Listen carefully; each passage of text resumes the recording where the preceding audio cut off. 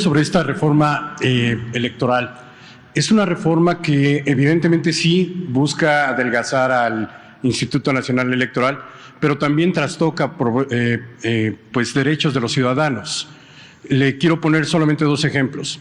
El artículo 11 de la Ley General de Instituciones y Procedimientos Electorales establece que se reservan 25 lugares para lo que se había dado en llamar acciones afirmativas, que son derechos que se le dan a los grupos minoritarios, los indígenas, los afromexicanos, las personas con discapacidad,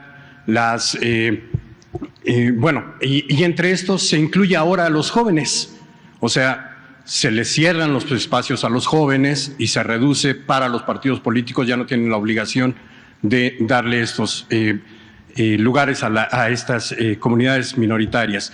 Anteriormente eran 50. Se redujo a la mitad con esta reforma electoral. Esa es pérdida de derechos de los ciudadanos.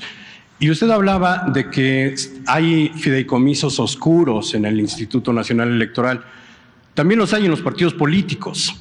Los partidos políticos van a guardar dinero, se lo dije desde hace ya mucho tiempo, se lo comenté aquí con el secretario presente y dijeron que habían sido los duendes que habían introducido estos tres elementos: la vida eterna de los partidos, el guardadito de los partidos y el trasvase de votos. El trasvase de votos se eliminó porque el secretario de Gobernación tuvo atinadamente la decisión de que iba en contra de la Constitución. La vida eterna de los partidos, usted lo reconoció también, era algo ilegal y se quitó, pero otro duende la metió en la madrugada y el Senado decidió no votarla. Esa es la única cláusula que no se votó, pero no se eliminó. Sigue vigente, sigue latente, está allí, pero en esta reforma no viene. Eso es cierto. Otro de los elementos entonces, ¿cuál es lo que es cierto? Pues, ¿qué trae la reforma? Trae esta reducción de participación de grupos minoritarios. Eso ahorita lo voy a explicar. Eso. Pero los otros tres es nada más estás haciendo apología de cómo venía y que ya no está. Es la cláusula de vida eterna la única que se eliminó. Sí. Bueno, ¿cuál es lo otro? ¿Los guardaditos políticos se eliminaron o se mantienen? ¿El guardadito? Sí. Se mantiene. Se mantiene. Artículo 25 de la Ley General de Partidos Políticos. Ahorita te van a explicar. ¿El tercero? El tercero era la vida eterna. ¿Y también se eliminó? Ese es el que se eliminó. Bueno. El único que se eliminó. Sí. Adelante. Ajá. Ahí además se prohíbe ahora, ya no se va a castigar, a sancionar, que los funcionarios públicos, los candidatos o quienes aspiren a un puesto de elección popular, hagan campañas anticipadas. El secretario es víctima de estos asuntos porque se le adelantaron adentro de Morena y a lo mejor nos puede platicar un poquito de eso. La pregunta en concreto es, ¿se trastocaron o no se trastocaron derechos de los ciudadanos? No, al contrario. ¿Me puede decir en qué se benefició, en qué se hace más sólida la participación ciudadana? No el instituto. El instituto me queda claro que fue para adelgazarlo. La participación y los derechos de los ciudadanos, ¿en qué se fortalece? Con la reforma, la reforma electoral, aún con sus limitaciones, porque no se pudo llevar a cabo una reforma constitucional, porque la bloquearon los de la mafia del poder. Aún con esta reforma se da más garantías a los ciudadanos de que su voto va a ser respetado. Al no estar Jacobo, ya es una garantía para el ciudadano. Porque Jacobo, como Lorenzo, como todos ellos, no tienen vocación democrática. Son hombres al servicio del poder económico y del poder político, no de los ciudadanos. Entonces me preguntas si se va a beneficiar el ciudadano. Claro, Presidente, el instituto nació en 1990 como respuesta a un fraude que, bueno, todo el mundo, para los que no son más jóvenes, como dice usted, y que no recuerdan el fraude que le cometieron al ingeniero Cuauhtémoc Cárdenas cuando se cayó el sistema. No voy a decir quién estaba al frente, pero todos lo recuerdan. Esta caída del sistema que agravió a muchísimos mexicanos en 1988. En 1990 nace el IFE, el INE, el instituto, pero todavía bajo el poder del gobierno. 6 años después, 1996, es cuando se logra que los ciudadanos recuperen o separen del gobierno esta participación. O sea, nosotros nos hicieron fraude y ya no dependía, supuestamente, ¿sí?, el instituto, en ese entonces el IFE, del gobierno. Pero a lo largo de la historia, presidente, y yo le quiero preguntar, a lo largo de la historia se han obtenido, sí, se han obtenido logros para la ciudadanía. No. Se han obtenido logros porque el pueblo ha despertado, ha tomado conciencia, y no te olvides, el motor del cambio es el pueblo. Es precisamente eso. Porque eso, esta no reforma... estos burócratas, ¿sí?, que han estado al servicio de la oligarquía, no de la democracia. ¿Sí? A pesar de ese aparato, se ha avanzado. Cuando les digo a los del gobierno de Estados Unidos que hay más democracia en México que en Estados Unidos, es por eso, es por el pueblo, no es porque tengamos el INE que tenemos o el Tribunal Electoral que tenemos, no, es a pesar de eso, México tiene democracia, pero es por nuestro pueblo. Presidente, la pregunta es, ¿hay más intervención del gobierno en esta reforma? No hay nada, no hemos intervenido. ¿No es la Secretaría de Relaciones Exteriores quien va a avalar la lista nominal de los... Puede ser, pero no, ahora los voy a explicar. Y la otra... No existe voluntad de parte del gobierno. Nosotros somos demócratas porque nosotros padecimos de los fraudes electorales. Fuimos víctimas de los fraudes electorales, como millones de mexicanos. Y sería una incongruencia de que, llegando al gobierno, actuáramos como lo hizo Fox, que se convirtió en un traidor a la democracia. Esto no es el fondo. Aquí lo que está de por medio es la lucha legítima de dos proyectos distintos, contrapuestos de nación. Es el proyecto de los conservadores que defienden intereses creados, que eran los que mandaban, se sentían dueños de México, porque sacaban mucho provecho, vendían bienes nacionales, los remataban, robaban a sus anchas, formaban parte del bandidaje oficial y están ahora como opositores a lo que nosotros representamos.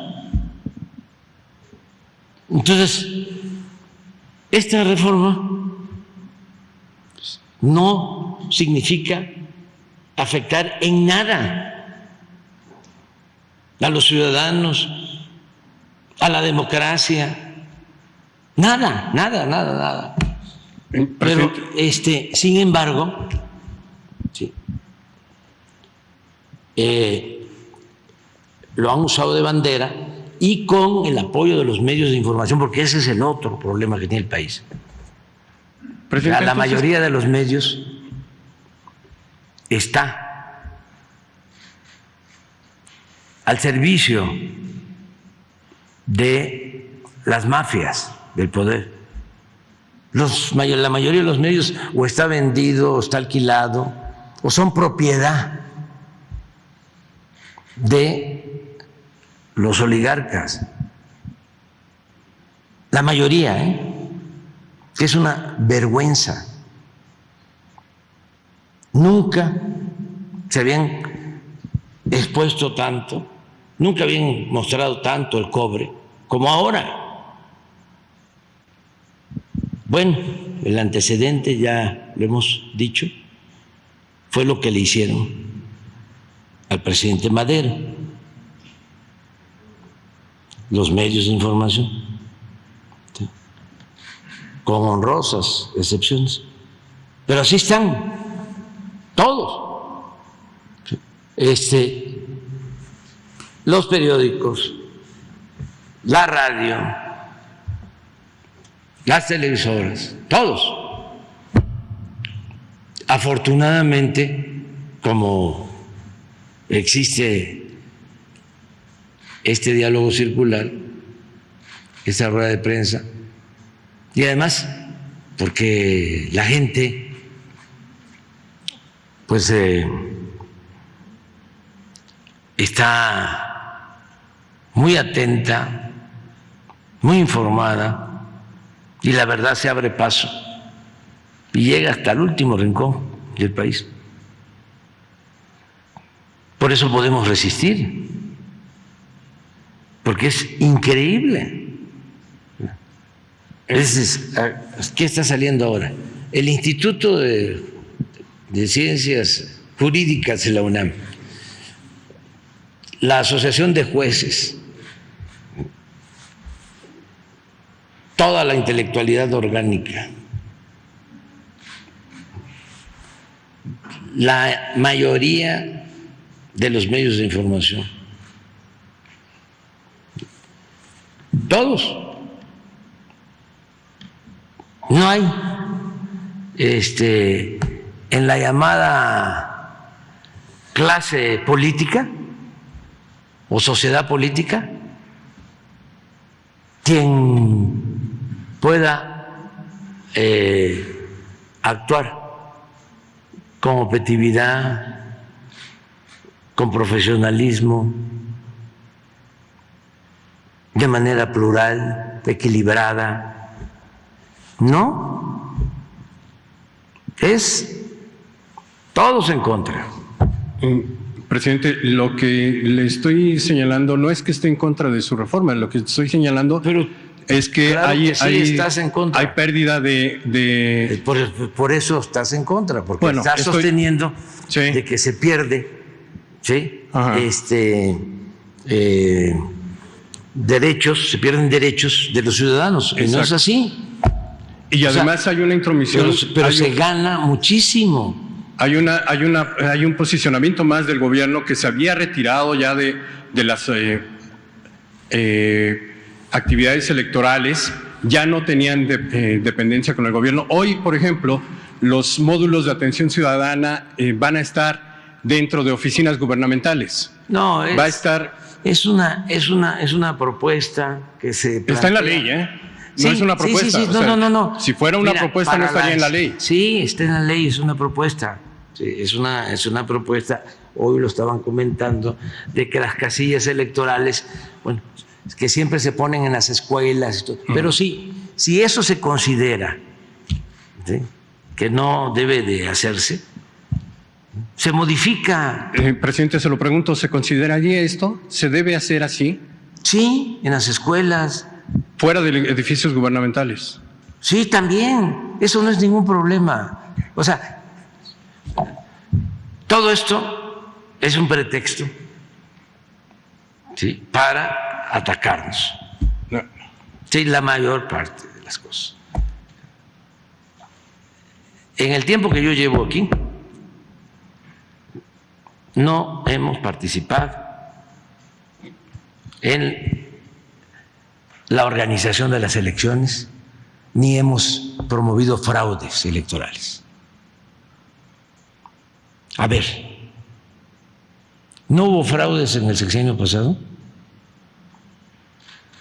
¿No intervino el gobierno en el sexenio pasado, limitando y pisoteando las libertades de los ciudadanos? Usted nos dijo que no, que el presidente Enrique Peña Nieto había sido respetuoso y en la elección presidencial. Por eso fue Pero antes no, aquí mismo lo dije, en la elección del Estado de México, participó Narro y todos los secretarios como delegados del PRI.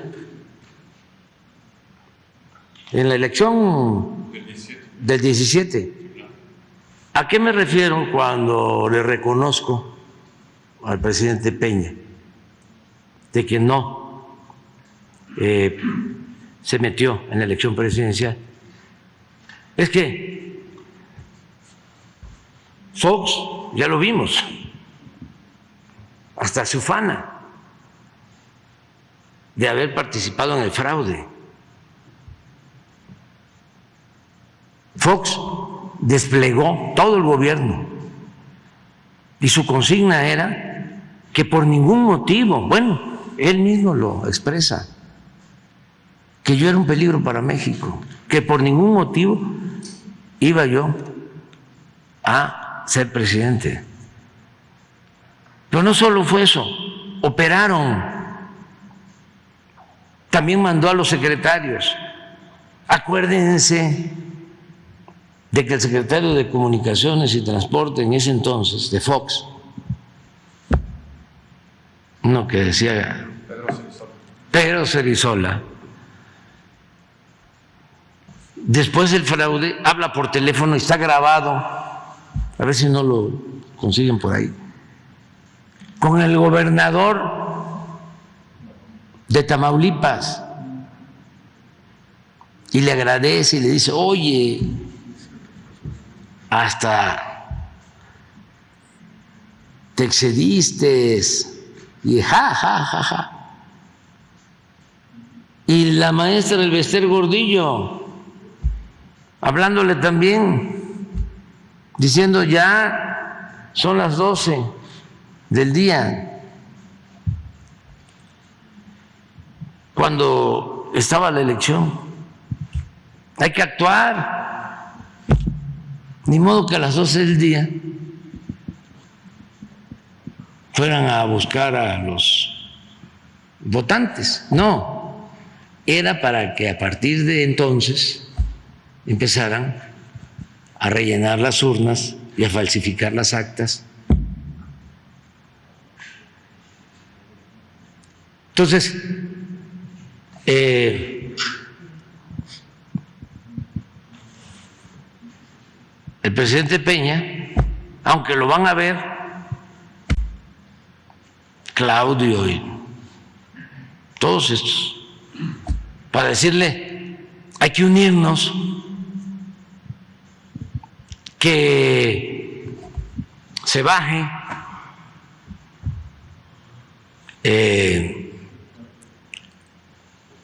Mitt para que quede de candidato único Anaya.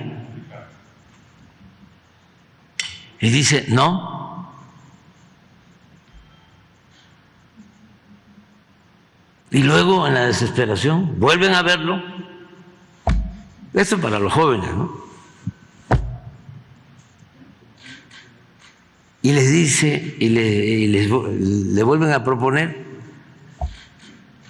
que quede Mitt y nosotros nos encargamos de bajar a Anaya. Y dice, no. No sé por qué razón. ¿Qué hubo ahí? De todas maneras íbamos a ganar,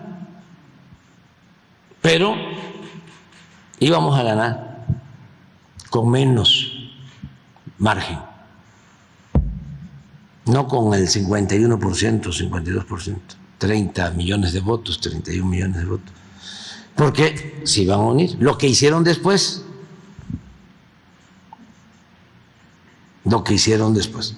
Yo sostengo que el presidente Peña se sintió traicionado por este grupo,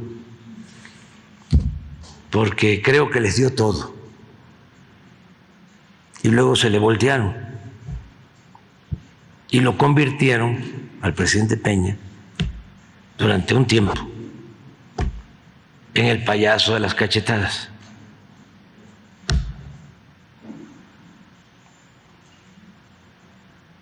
Y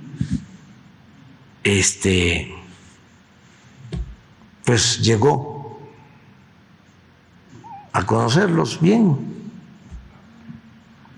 Una vez cuando ya era yo presidente electo y me entrevisté con el presidente Peña,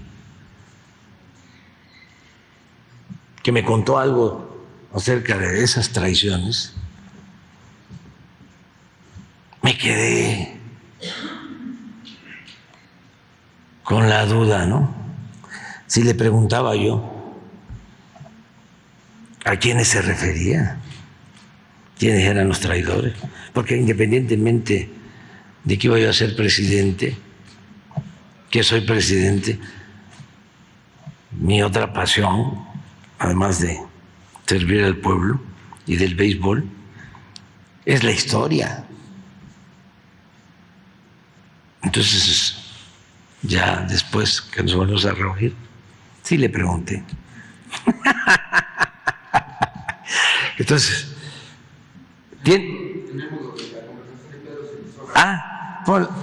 es que es muy interesante. A diferencia de ahora, ¿ustedes creen que no podríamos llegar a un acuerdo con los del Consejo del INE o con los del Tribunal Electoral o con los del Poder Judicial? Claro, pero no queremos transar, queremos transformar. Si no, esto no cambia. Pero miren cómo era la democracia. Secretario, buenas tardes, ¿cómo estás, Pedro? Pues muy agradecido, creo que te sobregiraste. No, hombre. Espérate. Este es el día de la elección. No, al día siguiente de la elección. Pero miren eso, lo que le dice el secretario de Comunicaciones al gobernador de Tamaulipas, que por cierto está preso, estuvo, todavía está detenido, porque es lo mismo, son unos ingratos, traidores, o sea, entre ellos mismos se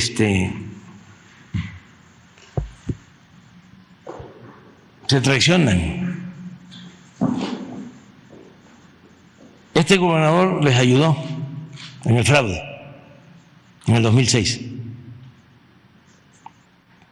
Entonces, al día siguiente, Cerizola, que era el encargado de Tamaulipas por parte de Fox, le habla por teléfono para agradecerle.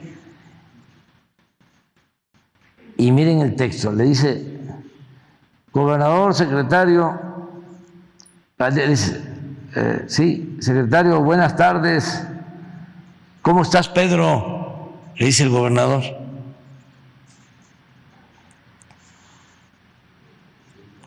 Y ya Cerizola les dice: pues muy agradecido. Creo que te sobregiraste. No, hombre, ja, ja, ja, ja, ja. El gobernador. Imagínense este pobre hombre ahora, allá en la cárcel.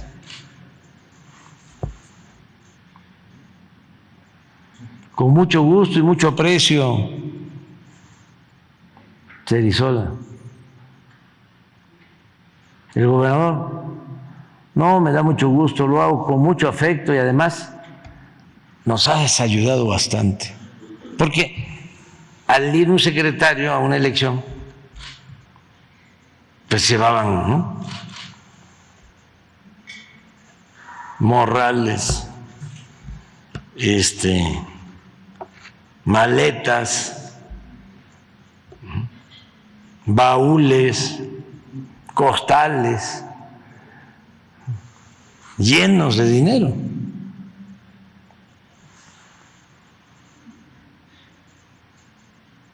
Ya, Manuel Espino era el del PAN entonces.